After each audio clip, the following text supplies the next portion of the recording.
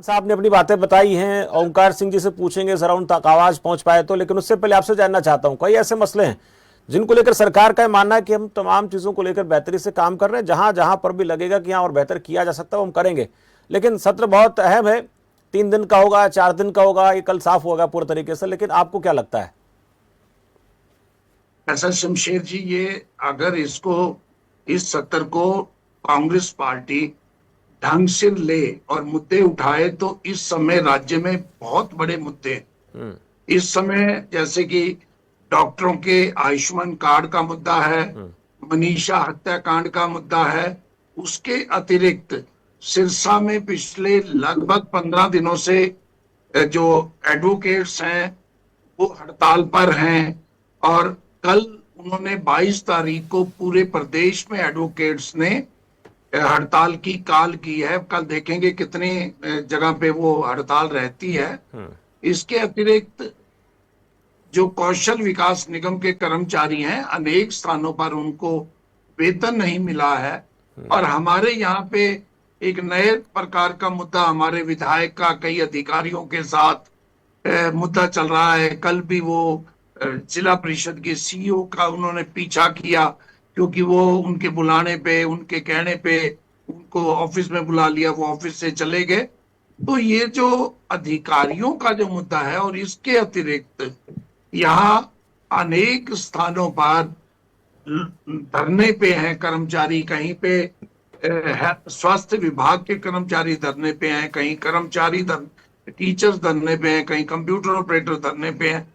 मुझे ये लगता है सरकार को अपने अधिकारियों पे लगाम लगानी चाहिए। मैं पिछले अनेक डिबेट में ये कह चुका हूं, ऐसा लगता नहीं है कि अधिकारियों पे किसी की कोई कमान है। अब मैं सिरसा के जो एडवोकेट्स की बात बता रहा हूं, जिन्होंने कल पूरे प्रदेश में हड़ताल का, नो वर्क का आह्वान किया है। 3 दिन पहले डीजीपी के इंटरव्यून से, भारतीय जनता पार्टी के वरिष्ठ नेताओं के इंटरव्यून से और मुख्यमंत्री की नॉलेज में लाके, मुख्यमंत्री के संज्ञान से एक समझौता सिरसा के एडीसी ने करवाया, लेकिन उसे पुलिस प्रशासन ने लागू नहीं किया, जिस कारण आज एडवोकेट्स ने पूरे स्टेट में आह्वान किया है कि कल नो वर्क रखा जाए। अब अगर मुख्यमंत्री के संज्ञान में बात हो, डीजीपी के संज्ञान में हो, और मामला है एक एडवोकेट अमित सिहाग है जिनके विरुद्ध एक मामला दर्ज किया गया था 29 तारीख को, और वो उन्होंने 112 को खुद बुलाया। कोई एक सरकारी कर्मचारी उनके घर पे, उनके संस्थान में चला गया था। 112 खुद बुलाने के बावजूद उन्होंने ऑनलाइन शिकायत की, लेकिन उनकी शिकायत ना दर्ज करके कर्मचारी के कहने पे एडवोकेट के विरुद्ध शिकायत दर्ज की गई। एक तरफ तो हम ये कहते हैं सब कुछ ऑनलाइन है, ऑनलाइन अगर सर्विसेज है, और एक एडवोकेट 29 जुलाई को सुबह 10 बजे मेल करता है एसपी को, 8:15 बजे 112 बुलाता है, लेकिन 12 घंटे तक उसकी एप्लीकेशन पे कोई कार्रवाई नहीं होती और उसी के अगेंस्ट हो जाता है, जिस कारण हजारों लोगों को सिरसा जिला में जो प्रतिदिन कोर्स में आते हैं उनको कठिनाई हो रही है। और 15 अगस्त को राज्यसभा सदस्य सुभाष बराला जी जब सिरसा आए थे, भारतीय जनता पार्टी के 3 नेता और बार के प्रधान के बीच में बैठक हुई और मामला लगभग सुलझा लिया गया था, और मुख्यमंत्री के संज्ञान में डीजीपी, लेकिन नहीं सुलझ पाया। इसका अर्थ यही है कि अधिकारी सरकार के निर्देशों की पालना नहीं कर रहे। मनीषा हत्याकांड में 9 दिन बाद संस्कार होना, कोई व्यक्ति सोचे, हम आमतौर पे आधुनिक युग में 4 दिन बाद जो है अंतिम क्रिया कर देते हैं। 9 दिन तक जिस परिवार की बेटी का संस्कार नहीं हुआ, आप जुडिशियल इंक्वायरी, सीबीआई की इंक्वायरी आप 1 दिन में, 2 दिन में कर सकते थे, ताकि परिवार सहमत होता और इंक्वायरी में जो कुछ भी आता। तो ये सभी जो मुद्दे हैं विधानसभा में कांग्रेस पार्टी को उठाने चाहिए। इसके अतिरिक्त जैसे जल भराव का मुद्दा है ये, और कचरा प्रबंधन का मुद्दा है, अनेक ऐसे मुद्दे हैं। अगर विपक्ष सही ढंग से उन मुद्दों को उठाए तो सरकार के संज्ञान में और मुख्यमंत्री के संज्ञान में ये मुद्दे अगर आएंगे तो स्टेट का बट भला होगा, विपक्ष के स्टेट को दांव में कितना चलाने दम में है कि वो मुद्दे सुविधा उठाएंगे? होगी। एक सवाल उठ तो जाता है, सरकार सवाल विपक्ष पर भी साथ साथ में उठ जाता है, सरकार पर सवाल उठते हैं, विपक्ष पर भी सवाल उठता है एकजुटता को लेकर।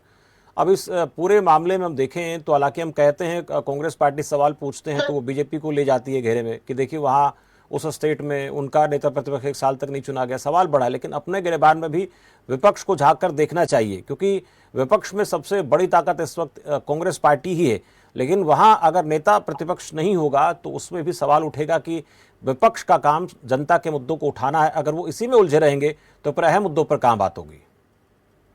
शमशेर जी, कांग्रेस पार्टी की ये कमी ना होती तो कांग्रेस सत्ता में होती। कांग्रेस पार्टी का वैसे आप प्रैक्टिकली देखेंगे तो हुड्डा साहब विपक्ष के नेता के रूप में वहां काम कर रहे हैं, और इवन की उदय भान जी ने पिछले दिनों कुछ अपॉइंटमेंट की बैठक थी तो उन्होंने कांग्रेस पार्टी ने सूचित किया था कि जब तक हमें, वैसे ये अग्रवाल जी को बताना चाहिए था लेकिन मेरे संज्ञान में आपने मेरे से सवाल किया, तो अगर विपक्ष का विधिवत नेता चुन ले, और ऐसी खबरें थी कि संगठन बनने के बाद ये 22 तारीख से पहले चुन लेंगे तो अच्छा होता और काम अच्छे ढंग से चलता। नहीं तो ये मुद्दा महत्वपूर्ण होते हुए भी सरकार को इस मुद्दे को उछालने की बजाय जनता की जो समस्याएं हैं उनको दूर करना चाहिए।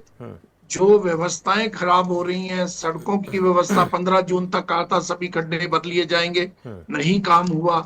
उसके अतिरिक्त जल भराव और कचरा प्रबंधन की जो बात मैं कहता हूं, और पीने का पानी इतना गंदा सप्लाई किया जा रहा है और दूषित पानी सप्लाई किया जा रहा है। पिछले दिनों एक रिपोर्ट आई एक बड़े अखबार में, देश का बड़ा अखबार है, हरियाणा का बड़ा अखबार है, और एक अधिकारी ये कह रहा था कि 2000 टीडीएस वाला पानी भी पिया जा सकता है। ये मैंने पहली बार ऐसा सुना है। आमतौर पे कहते हैं 500 से ऊपर अगर टीडीएस का पानी होगा तो वो सेहत के लिए हानिकारक है। लेकिन बड़े अजीब ये चीजें हो रही हैं। सीवर युक्त पानी सप्लाई किया जा रहा है, सीवरों की सफाई नहीं हुई है, नालों की सफाई नहीं हुई है। ये समस्याओं की तरफ सरकार ध्यान दे। कांग्रेस अगर विपक्ष का मुद्दा, विपक्ष का नेता नहीं बना पाती तो वो उनकी कमजोरी है, उनको करना चाहिए था। ठीक है। ओंकार सिंह जी, आवाज सुन पा रहे हैं मेरी?